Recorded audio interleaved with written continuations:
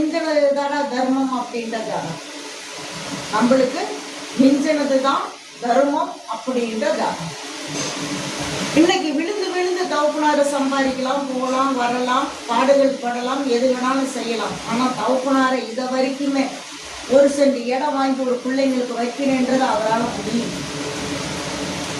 இந்த முடியில்லாத ஒரு நேரமாக பெற்று பார்த்ததுனால இது முன்னோர்கள் சாகுமா இல்லை செய்வன பிரச்சனையா, இது ஏதாவது நம்மளோட குடும்பஸ்தானத்தில் இருக்கா அப்படின்னு பார்த்தா குடும்பஸ்தானத்தில் செய்வன கோளாறுகள் கிடையாது. உங்களோட முன்னோர்கள் வாசப்படி விட்டு வெளியே நிற்கும்.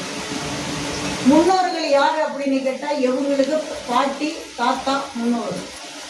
அந்த முன்னோர்கள் வெளியே நிற்கிறதுனால குடும்பஸ்தானத்துக்கு குத்து விளக்கா எழுந்திருச்சு நன்றாக இருக்கணும் அப்படின்ற வாய்ப்புகள் இல்லை. பச்சைப்பந்தல் போடணும், கெட்டி மூலம் கொட்டணும் அப்படின்றால் பார்த்ததுனால இன்னைக்கு பந்தக்காடு நடுறதுக்கு பாக்கியவதி இல்லாம தான் இருக்கும். எவனோட நேர காலப்படத்தை இன்னைக்கு பார்க்க போகும்போது ஒரு பெண்ணை பார்க்கறதோ ஒரு லவ் பண்றதோ நன்றாக அதை கொண்டுட்டு வரலாம் அப்படின்னு பார்த்தாலும் இந்த தாரதோஷம் கத்திரிச்சு வரும். அதிலே ஒத்து வராது. அவசர கெட்ட பேரு மானங்கட்ட பிரச்சனைகளை கட்டி வச்சு அடிக்கிறது, போலீஸ் ஸ்டேஷனு, கட்ட பஞ்சாயத்தம் இதெல்லாம் ஏற வேண்டிய அவசியமே இல்லை. இது எல்லாமே கழுவடைகள். அப்ப இது எல்லாம் கழுவடை அப்படிங்கும் போது தாய் தந்தையாருக்கு பீடை கொடுக்கக்கூடிய ஜாதகம். தாய் தந்தையாருக்கு பீடை கொடுக்கக்கூடிய ஜாதகம். இந்த ஜாதக பிரகாரமே குடும்பஸ்தானத்தில் நாம் கும்பிடக்கூடிய தெய்வமாக பெற்றது ஆண் தேவாதியாக வீச்சரவை இருக்கக்கூடியது, ஒரு பெண் தேவாதியை ஒரு கன்னிசிக்காக பெற்றது உங்களோட குடும்பத்தில் முன்னோர்கள் கும்பிட்டு வந்த தேவாதின்னு சொல்லுவோம்.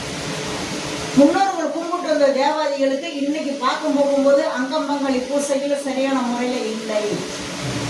இருக்கா? சரியான முறையில் இல்லை.